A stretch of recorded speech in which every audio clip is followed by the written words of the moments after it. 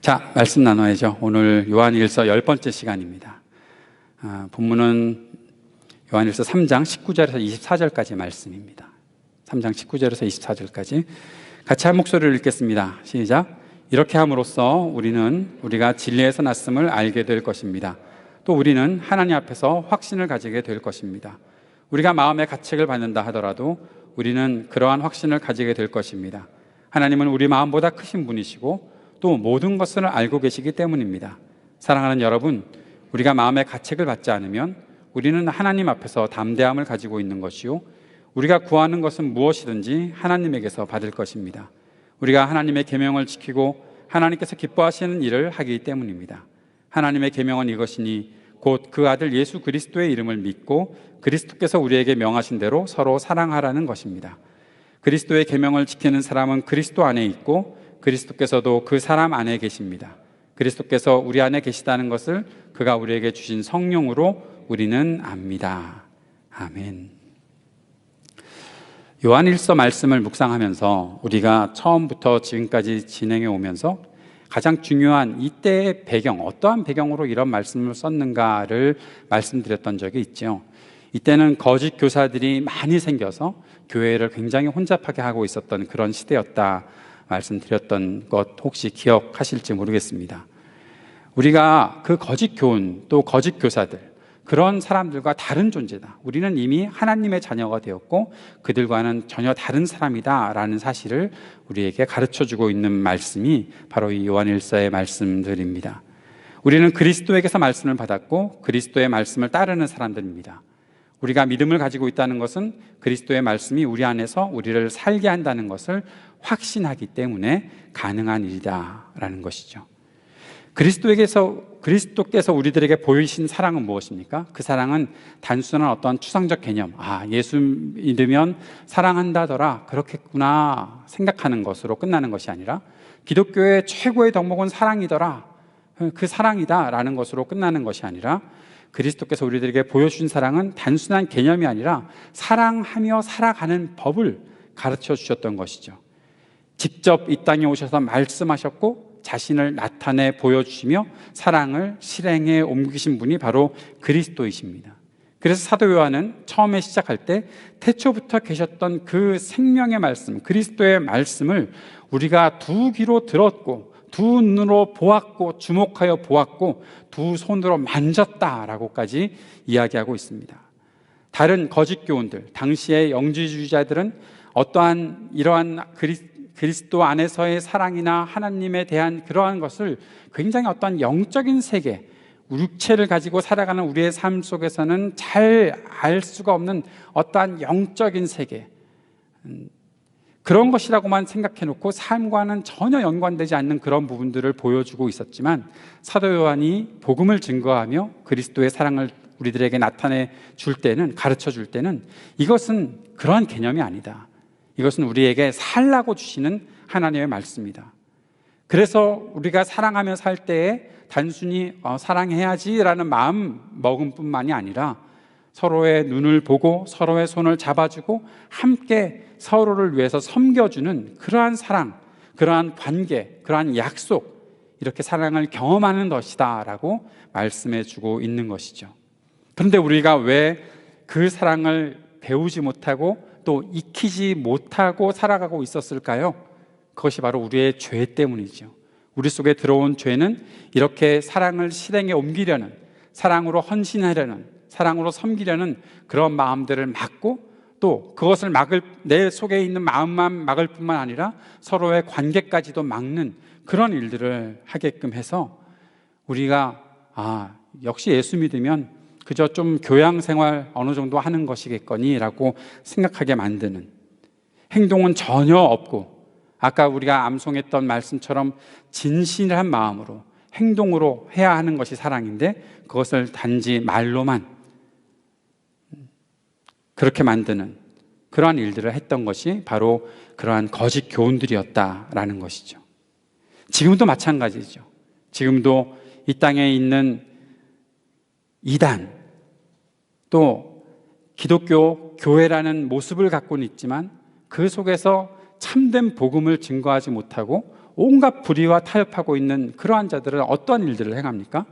구원을 얻는 것은 단지 내가 죽어서 천국 가는 것이겠거니, 영생이라는 것은 결국 내가 죽어서 그때서부터 누리는 거겠거니, 나는 예수 믿으니까, 예수 믿는다고 누군가 나에게 믿느냐고 물어보면 나는 언제나 아멘이라고 대답했었으니까, 그럼 난 천국 가는 거니까 그렇게 하는 것이 기독교고 교회야 라고만 가르치고, 세속적인 성공, 나는 어떻게 성공할까, 어떻게 하면 남들보다 좀 더 잘 나가 볼까, 어떻게 하면 남들을 이기고 내가 더 일어서 볼까, 그런 생각들을 하게 만드는 것으로 가득 차 있는 그런 교회들도 이 세상에는 질비하게 많거든요. 그것은 거짓 교훈입니다. 그것은 바른 성경 말씀도 아니고 하나님의 뜻도 아니라는 것입니다. 사람들과의 소통과 서로를 이해하기 위한 어떤 노력은 다 무시하게 만들기도 하고, 사람을 사랑하는 것에 대해서 둔감해지게 만들고, 하늘만 바라보라고 그러면서 결국 눈에 보이는 것에서는, 또 사람들이 안 본다고 생각하는 곳에서는 불의와 쉽게 타협하게 만드는 그런 것이 다 거짓 교훈이죠. 이 땅에도 지금도 존재하고 있는 그러한 거짓 교훈들입니다. 결국 그 결과들은 무엇입니까? 내가 가진 믿음도 다 어느 순간 이게 아닌 것 같은데 하면서 스스로 무너지게도 되고, 또 사람에 대한 소망, 사람에 대한 사랑, 그거 다 잃어버리게 만들고, 그렇게 되니까 공동체는 그렇게 붕괴되는 것이죠. 기독교의 중요한 열매인 교회도 그 생명력을 잃게 되는 것입니다. 우리가 온라인 예배를 하면서 같이 한 자리에 모이지 못할 때 가장 우리 마음속에 두려워하는 것이 무엇입니까? 무엇 때문에 우리가 근심하고 염려하게 될까요? 사람에 대한 마음이 잃어버려질까 두려운 것이죠. 내가 사람을 생각하는 마음들, 서로를 향해 섬기는 마음들. 우리가 주일마다 식사를 준비하고 같이 섬기며 함께 사랑의 식탁의 교제를 나누는데, 이런 것조차도 집에 있으니까 되게 편한데? 괜찮은데 이것도? 그러면서 그냥 우리가 좀 더 편하게 뭐 할 수는 없을까? 자꾸 자기 자신이 편안한 그런 길을 찾도록 만드는 것, 그것은 기독교에서, 성경에서 하나님께서 우리에게 뜻하신 바는 전혀 아니라는 것이죠. 서로를 위한 섬김, 지난주에도 말씀드렸던 것처럼 조금은 불편하더라도 내가 사랑해야 될 때, 섬겨야 할 때 그 일을 감당하는 것이 참된 하나님의 뜻을 이루는 것이다. 사랑이라는 것은 아무 힘도 들어가지 않는 것이 아니다. 사랑에는 엄청난 힘이 들어가는 것이다. 불편하더라도 그것을 감수해내는 것이 사랑이다 말씀드리고 있는데, 사도 요한은 바로 그 사실들을 계속 말해주고 있는 것입니다. 하나님의 자녀들이기 때문에 그렇게 살아야 하는 것이 당연하다 말하는 것이죠. 그렇게 할 때 우리는 하나님의 자녀가 되어서 하나님을 닮아가며 이 땅을 살아갈 수 있다라는 겁니다. 그러면서 우리가 계속 말씀을 지금 듣고 있는 것은 진행형 믿음에 대한 것, 계속 내가 자라가는 사람이구나, 아직 완성된 것은 아니구나, 방향을 하나님께 맞추고 성경 말씀을 듣고 그 말씀에 따르려는 그러한 믿음의 방향을 갖고 계속 내가 자라가고 있다라는 사실들을 확인해야 한다는 것이죠. 세상에 태어난 아기가 성장하는 것과 마찬가지로 우리는 지금도 계속 자라고 있는 믿음의 사람들이다라는 것입니다. 그 진행형 믿음, 그리고 그 자람이 어디까지인가, 어디까지 우리가 자라가야 될 것인가. 에베소서 4장 13절 말씀에 이렇게 말씀하고 있죠.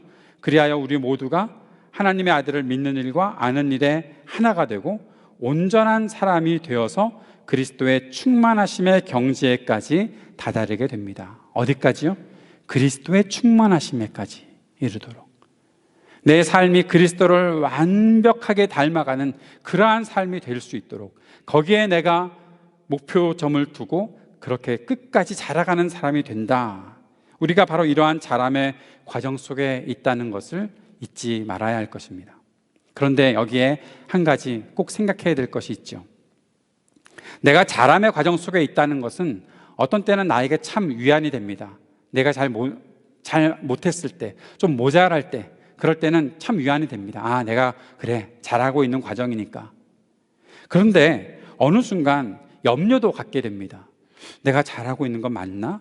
아직 완성이 되지 않았기 때문에 여기까지 가는 것이 맞게 간 것인가? 방향이 맞는가? 내가 정말 성숙할 수 있을까?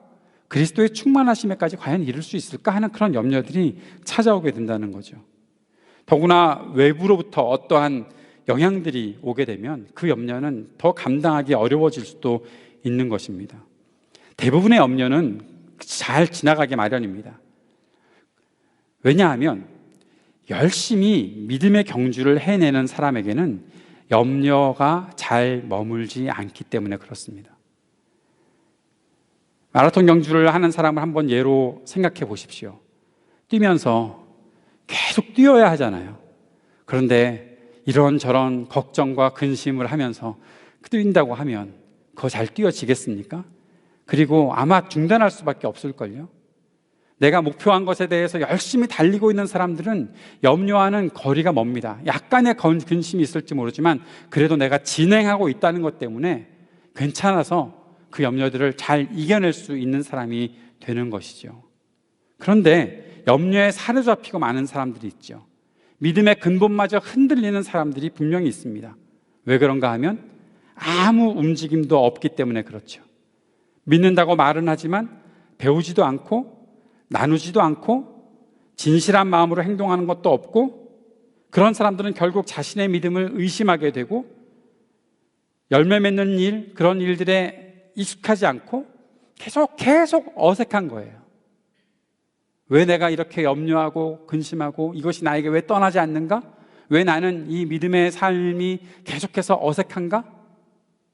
한번 여러분 자신을 성찰해 보십시오. 정말 그 믿음을 가지고 움직이고 있는지, 계속 그 배움의 과정 속에 있는지. 때로는 바쁘게 살고 열심히 살고 그 일을 해내기 위해서 꾸준히 노력하는 사람, 그런 사람들의 모습과 가만히 있는 나 자신의 모습과 한번 비교해 보십시오. 누가 염려에 붙잡혀서 살아가는지.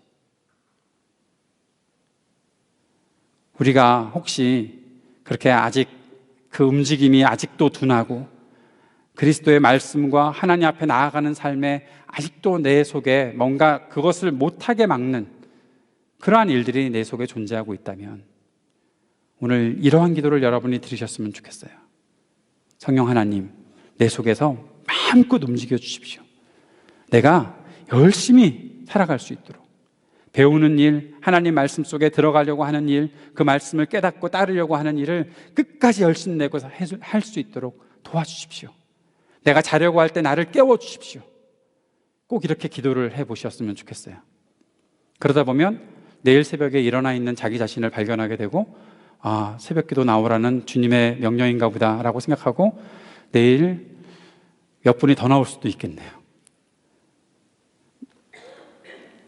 우리 안에 이렇게 하나님께서 나를 움직이실 때 그 움직임에 같이 움직일 수 있는 그런 모습들이 있었으면 좋겠습니다.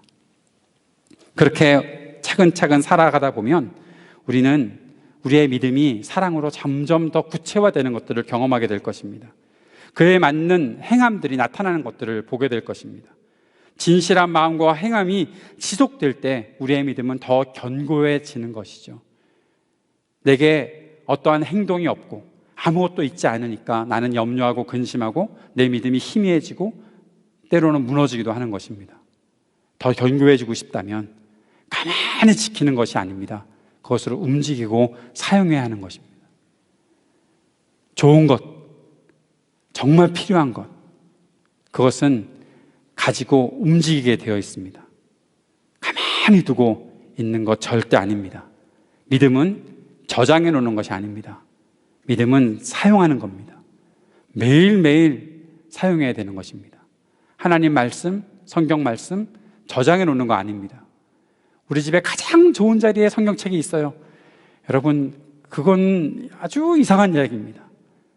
지금 내 손에 성경이 있어야 되고 내 눈앞에 성경이 있어야 되는 것이지, 우리 집에 가장 좋은 곳에, 아무도 훔쳐가지 못하는 곳에 성경이 있다라고 말하는 사람은 자기의 믿음을 그냥 그 자리에 묻어둔 사람밖에 되지 못하는 거죠.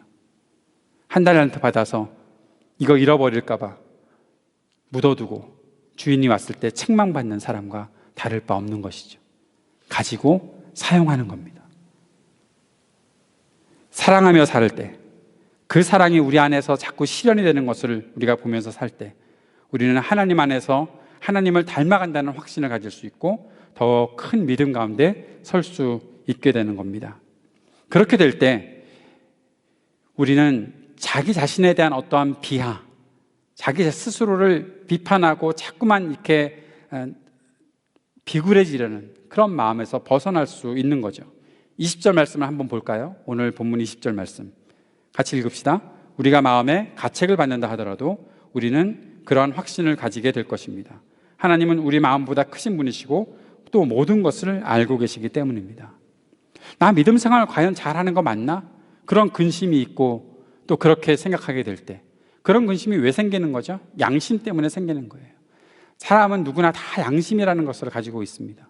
그 양심이 손상된 사람도 있을지 모릅니다. 그러나 그것을 고쳐주시고 하나님 앞에서 바르게 살게끔 인도하시는 그 은혜가 바로 그리스도로부터 온 것이죠. 그 양심 때문에 우리는 때로 가책을 받습니다. 그런데 가책을 받더라도 확신 가운데 설 수 있는 것이 바로 하나님께서 우리를 다 알고 계시고 우리에게 필요한 모든 것들을 공급해 주신 은혜가 있기 때문이다라고 성경이 말씀해 주고 있는 겁니다. 하나님께서 우리의 근심하는 마음보다 크시다. 하나님은 우리 자신보다 우리를 더 잘 아신다. 그 마음을 가지고 살아갈 수 있도록 하나님은 우리가 담대하게 살아갈 수 있도록 도우시는 분이십니다. 그래서 21절 말씀에 이렇게 말씀하고 있는 거죠. 사랑하는 여러분, 우리가 마음의 가책을 받지 않으면 우리는 하나님 앞에서 담대함을 가지고 있는 것이다. 근데 이 말씀을 이렇게 오해하시면 안 됩니다. 하나님 앞에서 그럼 내가 내 마음의 가책을 받지 않는다. 그래, 죄책감에서 벗어나야지. 더 이상 그런 죄책감을 가지고 살지 말아야지. 아무런 죄책감도 없고 아무것도 되지 않아. 그런데도 괜찮다고 그랬지 않았나? 괜찮아야 되는 거 아닌가? 스스로가. 현실은 아무것도 다 괜찮아진 것이 없는데 그냥 세뇌시키고 있는 거죠. 괜찮아. 아무 일도 없을 거야 라는 식으로. 성경이 그 말씀을 하고 있는 것이 아닙니다. 하나님 앞에 담대히 나아간다? 그것은 그냥 아무렇게나 뻔뻔하게 나온다? 라고 말씀하고 있는 것이 아니죠. 난 죄가 없어요. 난 괜찮아요. 라고 말하는 그런 뻔뻔함을 이야기하고 있는 것이 이 담대함을 표현하는 말이 아닙니다. 이것은 하나님의 은혜 앞으로 나아가는 담대함을 말하고 있는 겁니다.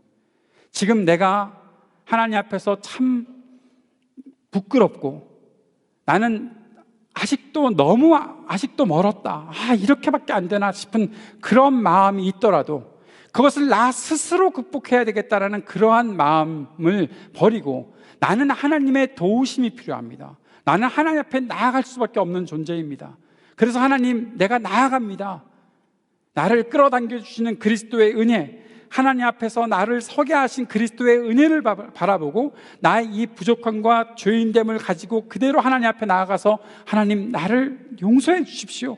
나를 새롭게 해 주십시오라고 간절히 구할 수 있는 그 은혜 앞에 나아가는 담대함을 말하고 있는 것이지. 괜찮다고 했잖아요. 그러니까 난 맨날 그냥 나가는 거지. 나는 용서받았으니까, 나는 괜찮으니까. 나 때문에 상처받은 사람들, 나 때문에 어려워하는 사람들은 그냥 어쩔 줄을 모르고 있는데 나는 괜찮아요 라고 그렇게 이야기하는 그런 뻔뻔함을 이야기하는 것이 아니다라는 것입니다.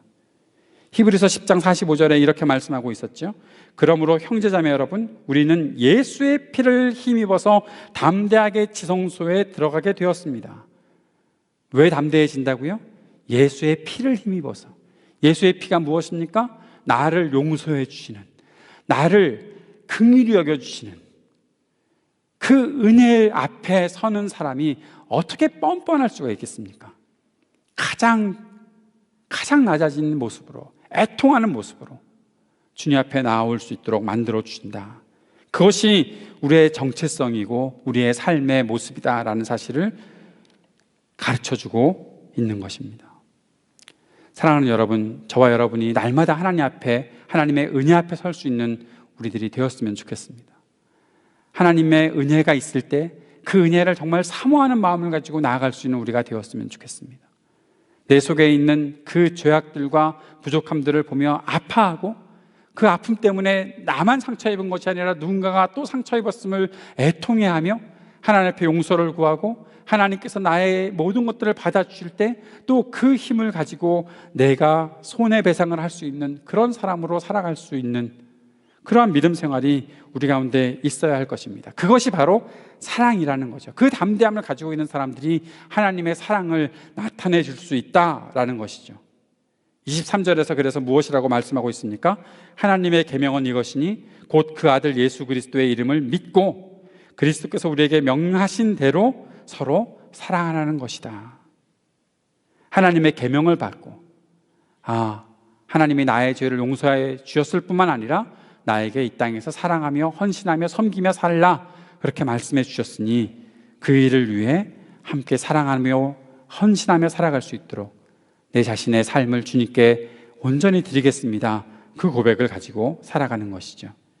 이렇게 서로 사랑하기 위해서 우리가 해야 될 일, 서로에 대한 관심을 가지고 살아가는 것, 서로에 대해서 내가 마음을 두고 그를 잘 보고 그의 필요를 채워주려고 하는 그런 마음들을 가지고 살아가는 것, 이것이 하나님께서 사람을 사랑하게 만드신 목적을 회복하는 것이다 라고 성경은 계속 우리들을 가르쳐주고 있습니다.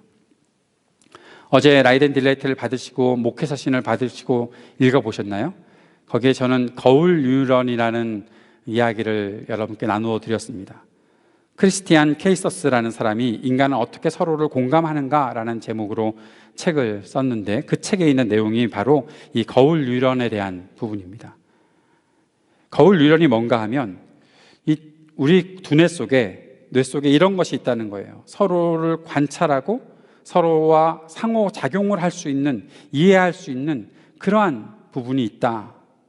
그래서 우리 주변 사람들의 행동과 정서를 거울처럼 반영해서 그것이 우리의 일부가 되도록 만들어주는 것. 거울 유런이 존재하는 우리의 뇌는 그래서 공감하게 되고 타인과 연결하도록 그렇게 되어 있다. 우리의 뇌가 그렇게 설계되어 있다라는 것을 말해주고 있더라고요.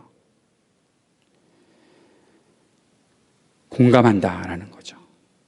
음악을 들으면 여러분 손가락이 박자를 맞추지 않나요? 그렇게 안 하나요? 나는 그러는데 좋은 예술품을 보면 거기에 마음이 끌리고 뭔가 이렇게 공감하는 부분이 생기잖아요. 사람들이 뭔가 웃을 때 나도 같이 웃고 싶어 하는 마음이 들잖아요. 그런 모든 것이 그냥 내 마음이 좋아서 그런 것이 아니라 내 속에 공감할 수 있는 그런 작용을 할 수 있는 그러한 것이 있다는 거예요. 우리 뇌 속에. 재밌죠?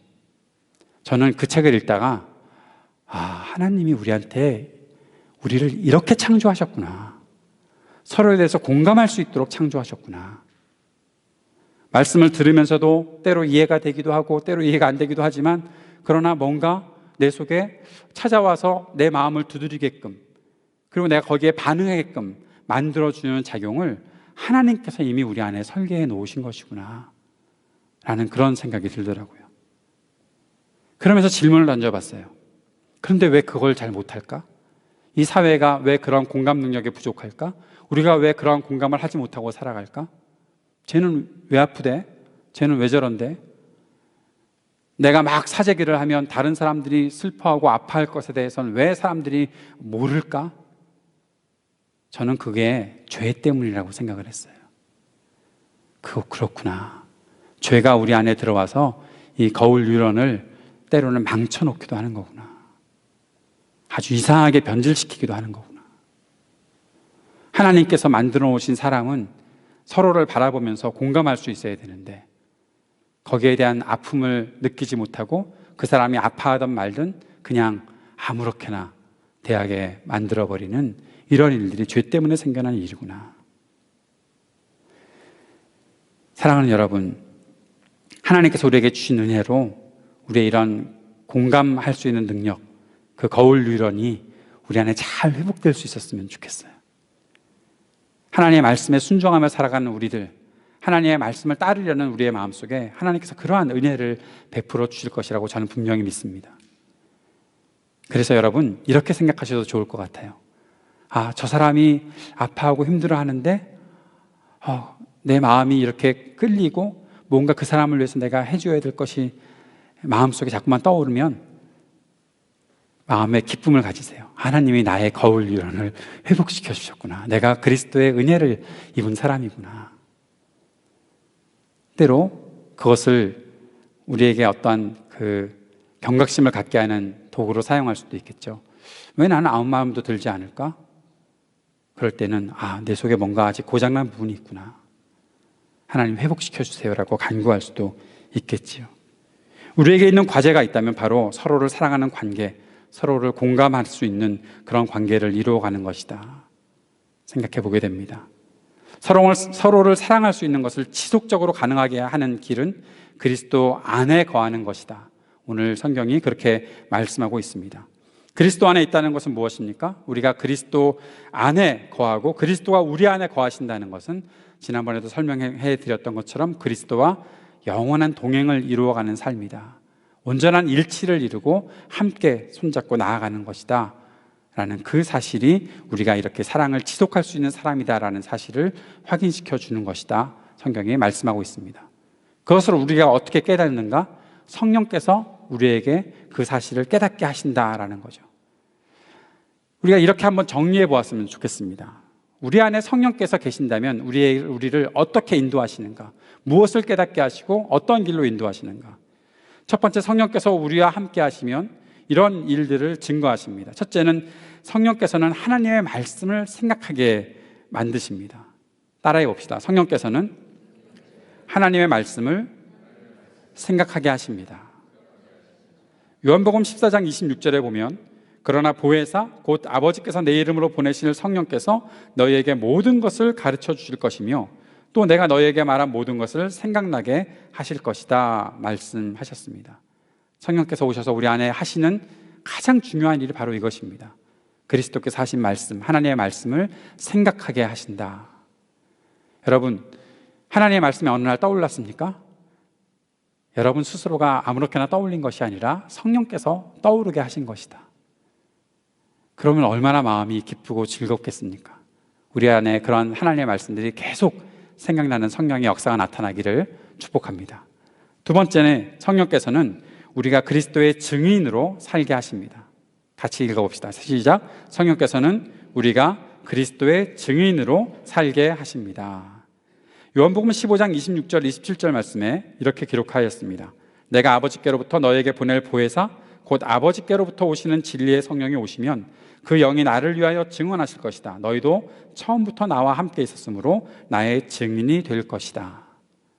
사도행전 1장 8절 말씀에서는 그러나 성령이 너에게 내리시면 너희는 능력을 받고 예루살렘과 온 유대와 사마리아에서 그리고 마침내 땅끝까지 이르러 내 증인이 될 것이다. 성령이 임하시면 내가 그리스도의 증인된 삶을 살게 되는 것이다.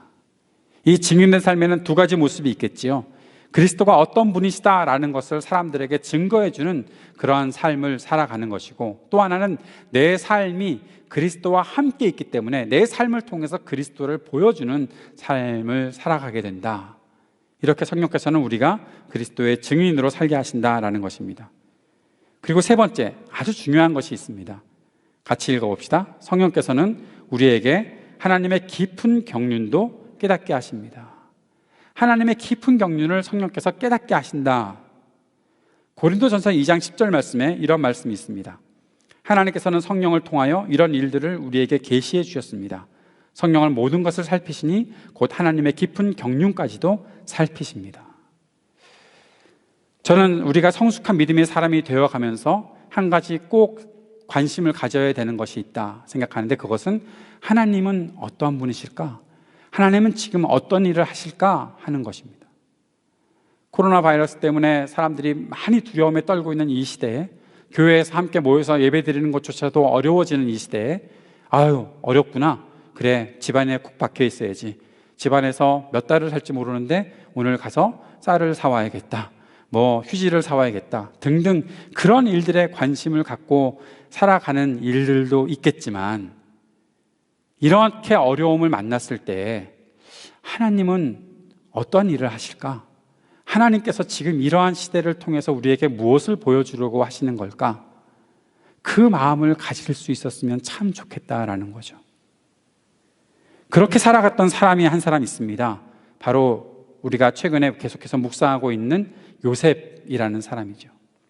17살 때는 좀 철이 없어서 자신이 꾼 꿈을 자랑하듯이 형들하고 가족들에게 말해서 미움도 받기도 하고, 결국에는 형들에게 미움받아서 이집트의 종으로 팔려가게 되었는데, 종으로 팔려간 이후에 요셉의 삶은 항상 하나님께서 돌봐주시는 삶을 살았고, 그 돌보심을 받으면서 요셉이 어떻게 살았는가 하면 자신에게 주어진 일들을 최선을 다해서 성실하게 행했던 사람, 원망하고 불평하지 않고 왜 내가 이렇게 살아가나, 아버지가 주시는 예쁜 옷 입고 살아갈 수 있는 아주 금수저로 내가 형들보다도 낮게 살 수 있는 사람이 왜 지금 내가 이렇게 살아야 하는가, 원망하고 불평했던 사람이 요셉이 아니라 자신에게 주어진 일들에 최선을 다해서 주인에게 인정을 받고 주인이 자신의 모든 것들을 관리하도록 맡겨주는 사람이 되었다라는 거죠.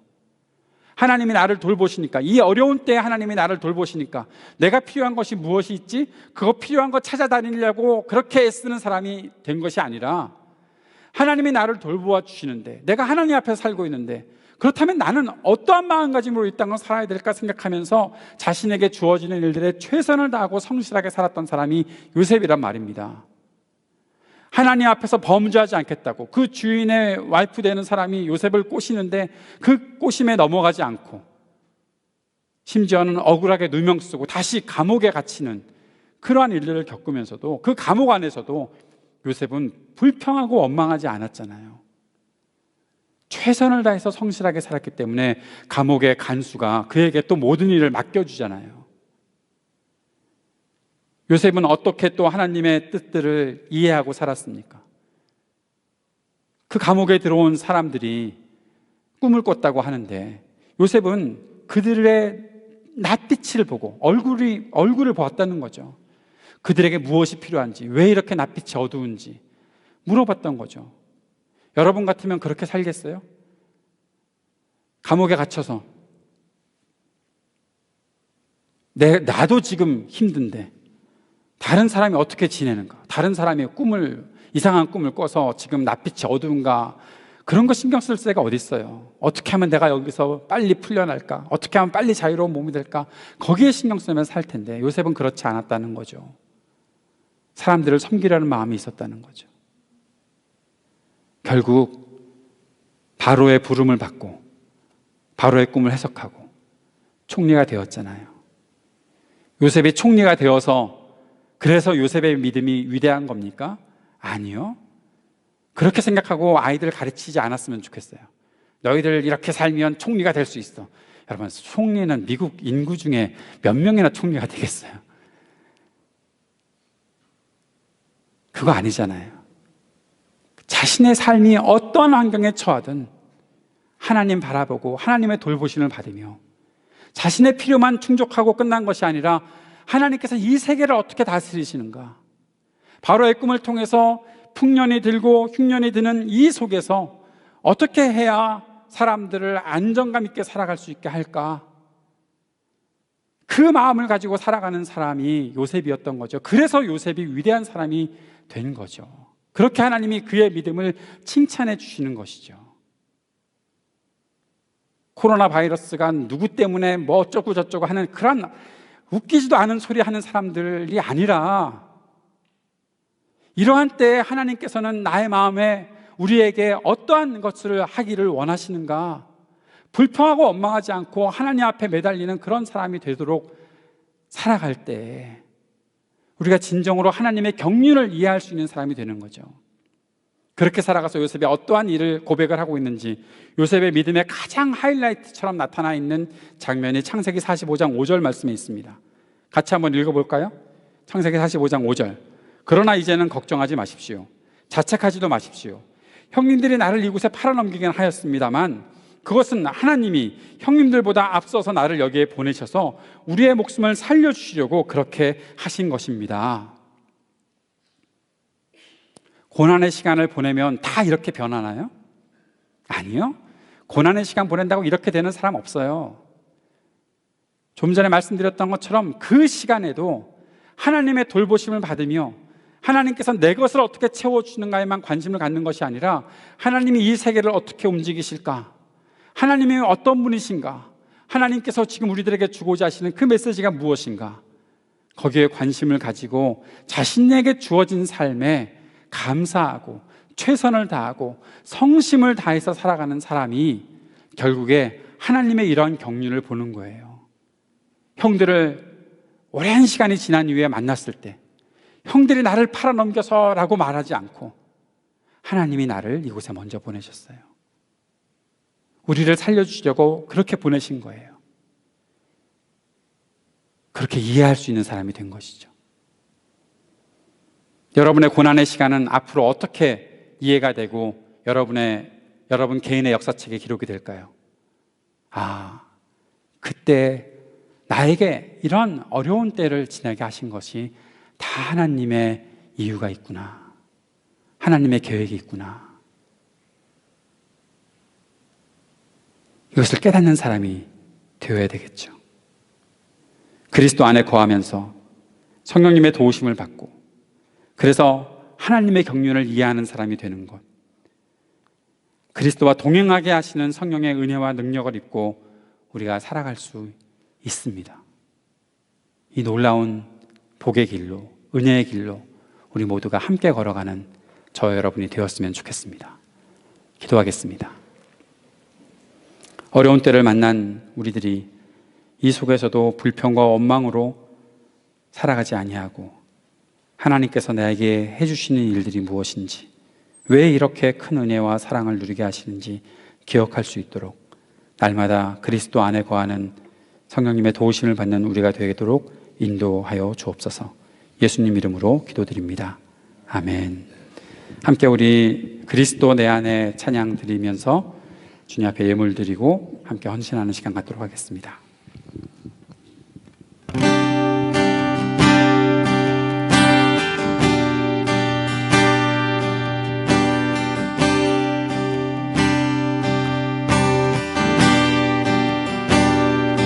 나의 생각, 나의 계획 모두 내려놓고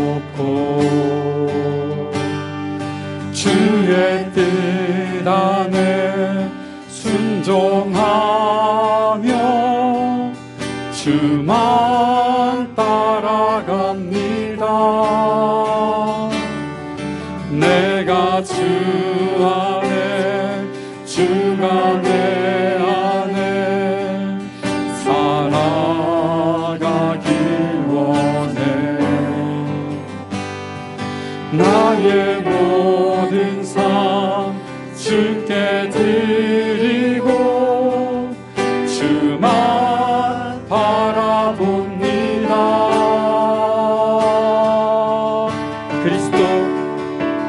그리스도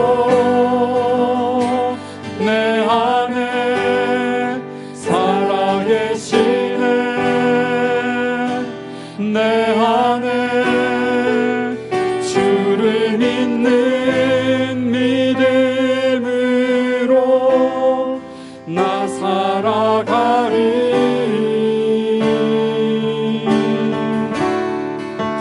그 무엇도 끊을 수 없네. 나를 향한 주님의 사랑, 오직 예수만 믿으며 나 살아가리.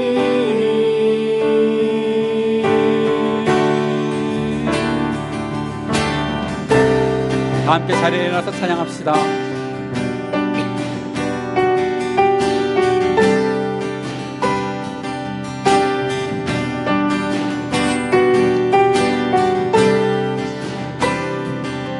우리의 모든 것이 하나님의 생각과 계획보다 앞서지 않기를 바랍니다. 주님 안에 거하는 우리가 될 수 있도록 인도하여 주옵소서. 한 마음으로 찬양합니다. 나의 생각, 나의 계획 모두 내려놓고 주의 뜻 안에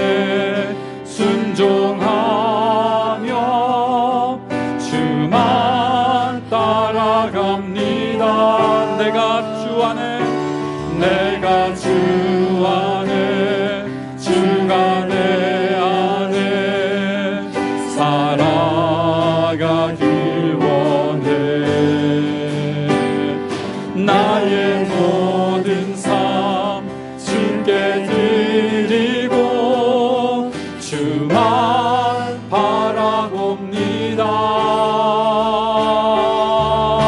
그리스도 내 안에 살아계시네. 내 안에 주를 믿는 믿음으로 나 살아가리. 그 무엇도 끊을 수 없네. 나를 향한 주님의 사랑, 오직 예수만 믿으며 나 살아가리. 내 삶은 주의 것, 내 삶은 주의 것, 오직 주만 위해 살리. 예수님 내 모든 것, 오직 주만 경배하리. 내 삶은 주의 것, 내 삶은 주의 것, 오직 주만 위해 살리. 예수님 내 모든 것, 오직 주만 경배하리.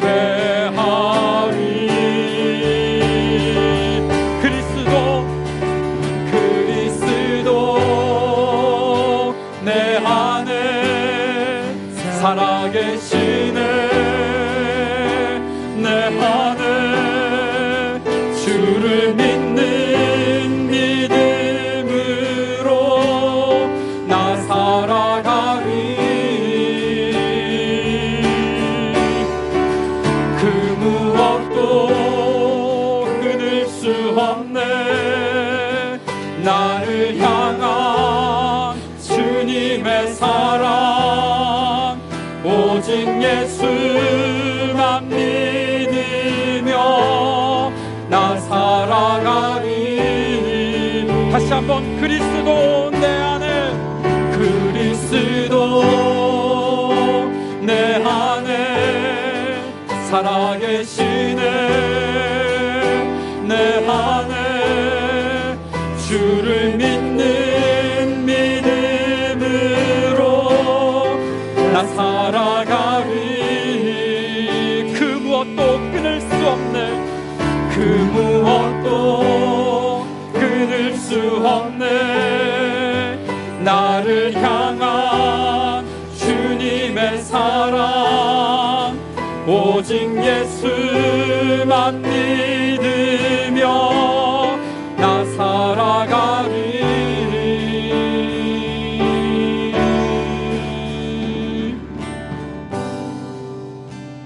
함께 잠시 기도하는 시간을 가집시다.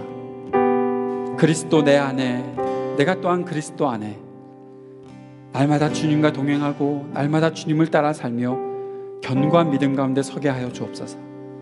이 땅에 수많은 거짓 교훈들이 우리를 압박해 들어온다고 하더라도 그리스도를 향한 믿음으로 사랑을 행하며 살아가고 그리스도 안에 있다는 것을 증거하며 하나님의 계획을 이해하며 살아가는 우리의 삶이 되도록 인도하여 주옵소서. 주님 앞에 우리 간구하는 이 시간이 되었으면 좋겠습니다. 같이 기도하겠습니다. 아버지 하나님, 주님의 은혜와 주님의 자비하심, 우리를 크게 여기시는 놀라우신 주 감사합니다.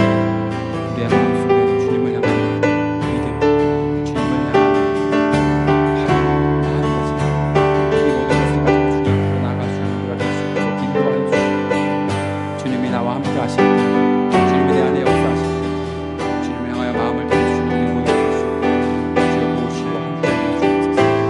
그리스도 안에 거하는 이 삶을 포기하거나 소홀히 하거나 또 게을러서 놓치거나 하지 않고 매 순간 나에게 깨닫게 하시고 매 순간 나에게 말씀하시는 주님을 따라가는 우리가 될 수 있도록 인도하여 주옵소서. 주님을 지키시고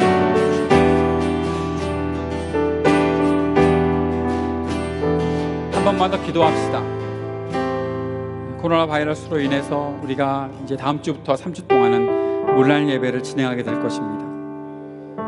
말씀드렸던 것처럼 이렇게 예배하게 되는 때에 우리의 마음속에 주님을 향한 사랑이 더 간절해지게 하시고 또 주님 앞에 온전한 헌신과 예배를 드릴 수 있는 우리 삶이 될 수 있도록 인도해 달라고 간구합시다. 집에서 가정이 함께 가족끼리 모여 예배하는 그 시간 주님 앞에 더 집중하고 함께 예배할 수 있도록 인도하시고 이 모든 일들이 잘 진행될 수 있도록 필요한 모든 것들을 잘 갖추고 준비하는 우리가 될 수 있도록 인도해 달라고 기도합시다.